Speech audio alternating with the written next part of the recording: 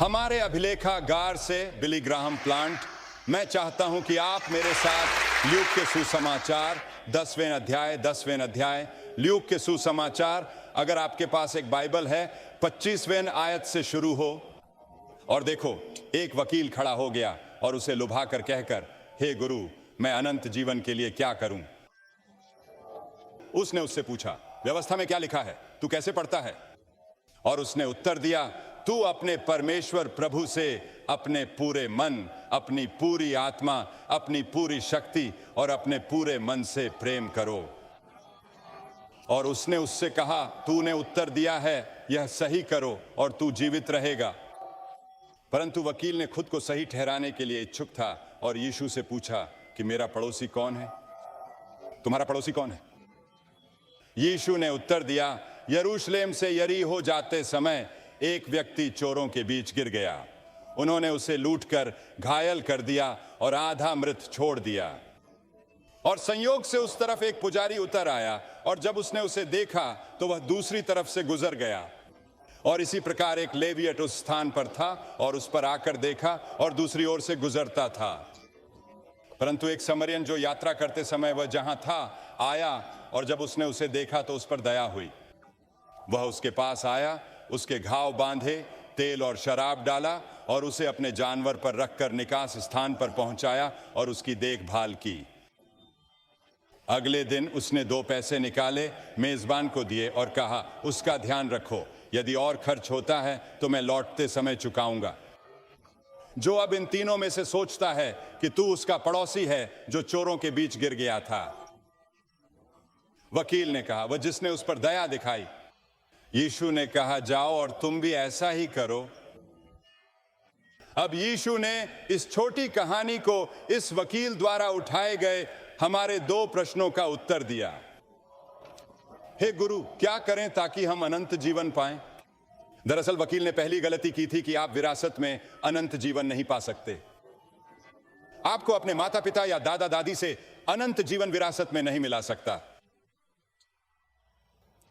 आप कह सकते हैं कि मैं मसीही परिवार में पैदा हुआ था, लेकिन यह आपको मसीही नहीं बनाता है, या मसीही समुदाय में पैदा हुआ था, लेकिन यह आपको मसीही नहीं बनाता है। आप कह सकते हैं कि आप एक गैरेज में पैदा हुए थे, लेकिन यह आपको एक मोटर कार नहीं बनाता है। दो, बिल्कुल ठीक है, दो। मेरा पड़ोसी कौन है? मेरा पड़ोसी कौन है? अब उस सवाल में 3 चीजें लिपटी हुई हैं। मेरा पड़ोसी कौन है? पहला, यह एक सामाजिक सवाल था। मेरा पड़ोसी कौन है?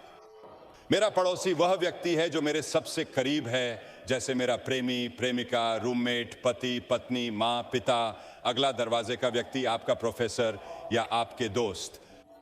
लेकिन आज हमें व्यापक रूप से देखना चाहिए। आधुनिक संचार और आधुनिक प्रौद्योगिकी के कारण पूरी दुनिया हमारे पड़ोस बन गई है और हर कोई हमारे पड़ोसी हैं जो इस छोटे से ग्रह पर रहते हैं। क्योंकि हम एक छोटा ग्रह हैं और हमारे हाथों में तकनीक है जिसने इसे एक बहुत ही छोटा ग्रह बना दिया है, और हम जनसांख्यिकीय रूप से एक दूसरे के करीब और करीब जा रहे हैं और हम भाईचारे बने बिना एक पड़ोस बन गए हैं। और ये आज दुनिया में हमारे सामने आने वाली बड़ी समस्याओं में से एक है। और यीशु ने कहा, तू अपने परमेश्वर प्रभु से अपने सब मन, आत्मा, शक्ति, मन से प्रेम करो और अपने पड़ोसी से अपने सब के समान प्रेम करो। आप अफ्रीका के लोगों से प्यार करेंगे, आप सोवियत संघ के लोगों से प्यार करेंगे, आप चीन के लोगों से प्यार करेंगे, आप लैटिन अमेरिका के लोगों से प्यार करेंगे, तुम यूरोप के लोगों से प्यार करो।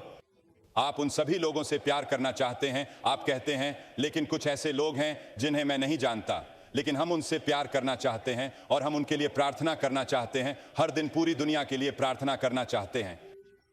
इसलिए यह कहानी कई चीजें सिखाती है और एक गहन रिश्ते की चर्चा है। अपने पड़ोसी से प्यार करने में कई रिश्ते हैं जिनका मैं आज रात उल्लेख करना चाहूंगा। पहला सवाल है नस्ल का। मैं 1950 के दशक के शुरुआत के दिनों को याद करता हूं। हम शुरुआत कर रहे थे। ड्रॉपर्स, एक प्रसिद्ध स्तंभकार, मुझे पत्र लिखे और कहा, बिली, क्लिंटन जाने के लिए तैयार हो? यह पहली घटना थी। हमारे पास एक बड़ी नस्लीय घटना। उन्होंने पूछा, कि क्या आपके पास वहां जाकर सबको एकजुट करने की हिम्मत है? और मैंने कहा, हां मैं करता हूं, अगर तुम मेरे साथ जाओगे। वह मेरे साथ गए थे। मैं याद करता हूं कि सीनेटर कीपोवर और विभिन्न सीनेटर वहां बैठकर हमें देख रहे थे। श्वेत नागरिक परिषद के अध्यक्ष ने घोषणा की थी कि वह इस बैठक को बाधित करने का इरादा रखते थे।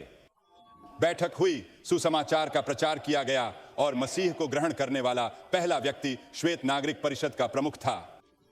और तब से उसे पता चला कि वह काले आदमी से प्यार करना था और यह कि उसकी इस दौड़ के प्रश्न में जिम्मेदारी थी। और आप देखते हैं, इस अच्छे समरियन की कहानी वास्तव में एक दौड़ के प्रश्न के बारे में एक कहानी है, क्योंकि उस दिन के यहूदी लोगों का समरियन के साथ बहुत कम करना था। वे एक अलग जातीय पृष्ठभूमि के थे और यह एक ऐसी कहानी है जिसे यीशु सीधे बताता है कि हमारे पड़ोसी कौन हैं। हमारे पड़ोसी अलग जाति या अलग सांस्कृतिक पृष्ठभूमि के लोग हैं और हम उनसे प्यार करते हैं। जब यीशु नाजरेत में अपने गृहनगर लौटे तो उनका गर्मजोशी से स्वागत हुआ, पर जब उन्होंने जाति की समस्या पर बोला तो लोग उन्हें पत्थरों से मारना चाहते थे। और आज दुनिया में अमीर गरीब के बीच रिश्ते हैं। अमीर राष्ट्र, गरीब राष्ट्र, अमीर राष्ट्र और गरीब देश। येम्स 2 में कहा गया है कि क्या परमेश्वर ने इस संसार के गरीबों को नहीं चुना जो विश्वास से समृद्ध हैं और राज्य के उत्तराधिकारी हैं, जिसे उन लोगों से वादा किया है जो उसे प्रेम करते हैं, परंतु वह गरीबों को तिरस्कार करता है। हम पढ़ते हैं कि लगभग 60,000 लोग हर दिन भूखे मरते हैं, या आज दुनिया में 1 अरब लोग भूखे हैं। और इस देश में कुत्ते के खाने के लिए खर्च होने वाले पैसे को पढ़ते हैं। और फिर हम सभी पैसे के बारे में पढ़ते हैं जो हम हैं, सभी कचरा जो हम बर्बाद करते हैं। दुनिया में एक असमानता है जिसका हमें सामना करना होगा। मसीह के सुसमाचार का कोई अर्थ नहीं जब तक यह जरूरतमंद साथी पर लागू न हो। मैं आज रात आपसे एक सवाल पूछता हूं, आखिरी बार आपने किसी अन्य व्यक्ति के साथ अपना जीवन, भौतिक सामान या ज्ञान साझा किया जो ज्ञान या कौशल के लिए तरसता है? सिखाएं जो आप जानते हैं। और फिर तीसरे, अनुपस्थित सेक्स के साथ संबंध है। अब तुरंत सेक्स हमें बताया जाता है कि स्थायी रिश्तों को कम किया जाता है, जबकि यह अंतर्गत है। अब यह दुनिया की सबसे पुरानी पुस्तक में एक समस्या थी। नौकरी और नौकरी ने कहा कि मैंने अपनी आंखों से वाचा की है, फिर मुझे एक नौकरानी को लालसा के साथ क्यों देखना चाहिए? प्रेरित पौल ने युवा तिमोथियस से कहा कि वह युवाओं की लालसा से भागे। पीटर ने कहा कि शारीरिक लालसा से बचें, यह आत्मा के खिलाफ युद्ध करता है। अब हम कहते हैं कि आप चले जाते हैं, भगवान बताते हैं कि समय अच्छा नहीं कटेगा। नहीं, भगवान नहीं कहते कि सेक्स में कुछ गलत है। हम सब यहां आज रात सेक्स के कारण हैं, और यह भगवान का एक अद्भुत उपहार है। भगवान ने हमें दिया, लेकिन हमें इसका सही उपयोग करना है। हम में से कई शादी में सेक्स का अनुभव करते हैं और वह कहता है कि तुम व्यभिचार न करो। क्यों ऐसा? क्योंकि वह नहीं चाहता कि आप अच्छा समय बिताएं। नहीं, शादी की रक्षा के लिए। शादी से पहले अनैतिकता से शादी पर असर पड़ता है। मेरा दामाद मनोवैज्ञानिक है, उसने बताया है कि कितने लोग दोषी हैं। आप जानते हैं, 2 दिन पहले एक लेख था जिसमें बताया गया था कि अमेरिका में कितनी महिलाएं व्यभिचार करती हैं।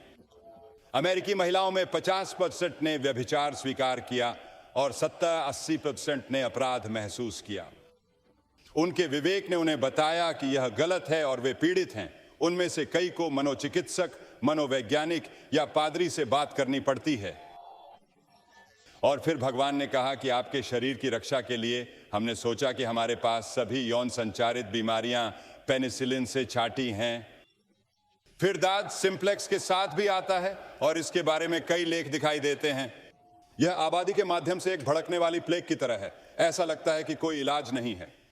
और जब ऐसा लगता था कि गोली और यौन शिक्षा और गर्भ निरोधक के अन्य तरीके हमें एक नई स्वतंत्रता दे रहे हैं, तब अचानक यह बीमारी दिखाई देती है जिसका कोई झांत इलाज नहीं है।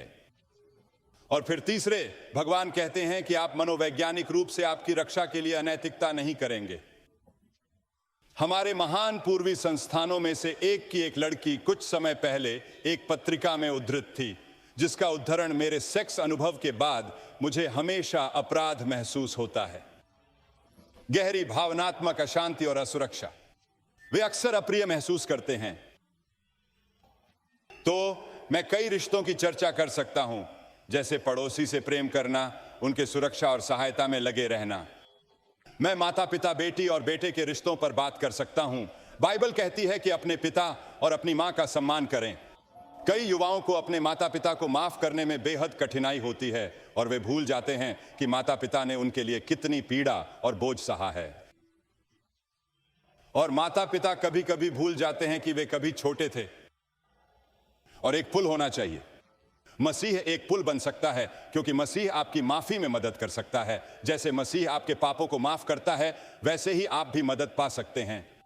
ईसाई विश्वास आपके माता पिता को माफ करने में और माता पिता को अपने बच्चों को माफ करने तथा प्यार करने में सहायता कर सकता है, क्योंकि वे आपके सबसे करीबी पड़ोसी होते हैं। और ये बात यीशु की शिक्षा में शामिल है कि अपने पड़ोसी से उसी तरह प्रेम करें जैसे खुद से।